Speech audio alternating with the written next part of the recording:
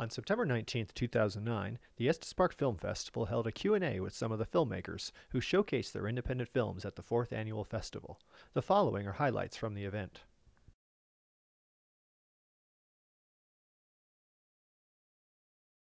Well, I had to worry about, because we show like a kid we show him when he's really little and we show him when he's older. So I had to find two people that looked like exactly the same at two different ages, and that was really rough. I had to do like a lot of casting and stuff. Yeah, I think we ended up doing a pretty good job. That's what I hear, at least. So yeah, that was pretty crazy.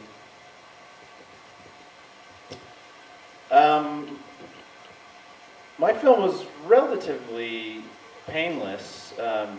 Probably the most difficult issue was I shot in a restaurant and they were open. So that's never fun.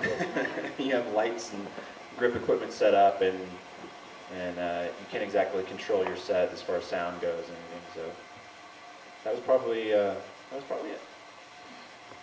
I think for us, logistically, probably was the timing of the filming. Is you'll see in our film, it's placing people in place in the state of Wyoming, and the film crew filmed during the summer, and unfortunately it was one of the driest, hottest summers on record, and of course that meant a lot of wildfires, so a lot of times that the film crew did go out to try to shoot the smoke deterred them quite a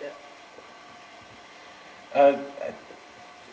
Our film was pretty easy too, pretty painless as well, but I guess one of the challenges was we shot in the mountains here in Estes Park, and there's one quick little scene where it looks like someone's about to run off a cliff, and so we had to go off our little trail on Deer Mountain to find said cliff, and turns out we did not leave breadcrumbs to find our way back to the trail, and we were lost on the mountain for about an hour and a half, my wife and I. It was just the two of us out there doing it.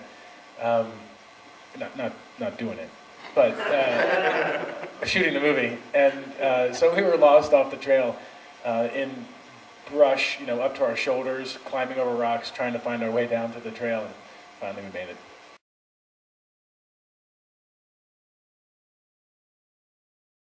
I'm a really big horror movie fan, and my film's horror movies. I'm all about the horror stuff, and I just really wanted to make a really fun, scary movie, and that's pretty much what I wanted to do.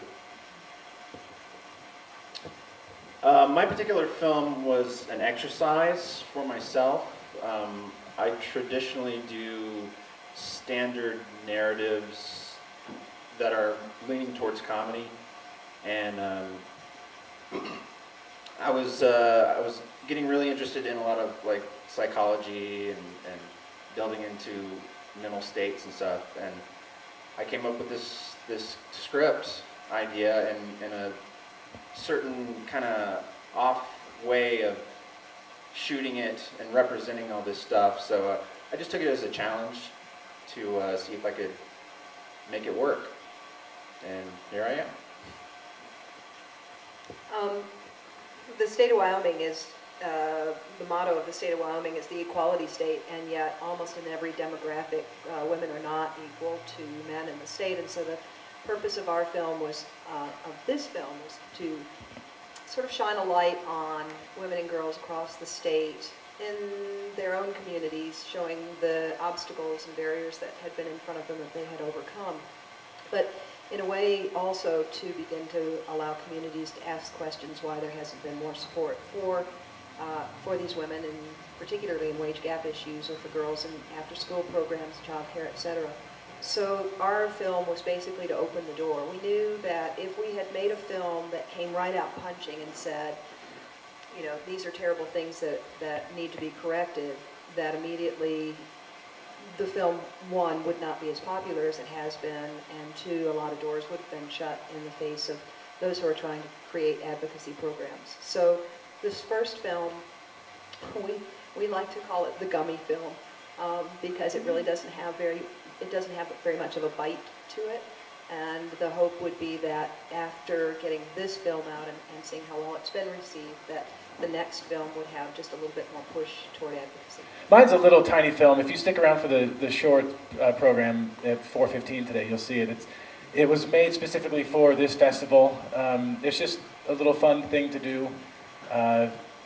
It's my 4th of 5 shorts that I've made, and I'm working my way up to making a feature now. So what I hope to gain out of it is practice and experience and some storytelling, and just getting the word out there that the Estes Park Film Festival rocks, and to support it. That's what I'm after.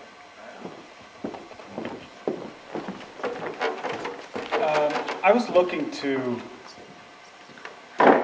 create, to elicit an emotional response from viewers without dialogue in under 2 minutes with no crew.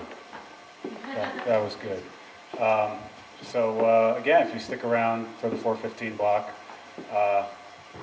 you can judge for yourself whether I succeeded with you as a viewer. I like to scare people, and so I like to write scary things sometimes. So I hope I get scared. That's what I want to do. Nightmares. For me, it was a similar challenge. I think that it's very difficult to scare people anymore because we're really desensitized based on, without just the simple somebody jumping out behind a corner, but just to be watching and kind of, for someone to have all the information and yet still be afraid or still be unsure of what could happen. So with Spence's script, that was kind of the challenge I took upon myself when we turned it into a film, was to make it scary even though you kind of had a sense of what might happen. And so we'll see if we were successful or not. For more info about the Estes Park Film Festival, please visit estesparkfilm.com.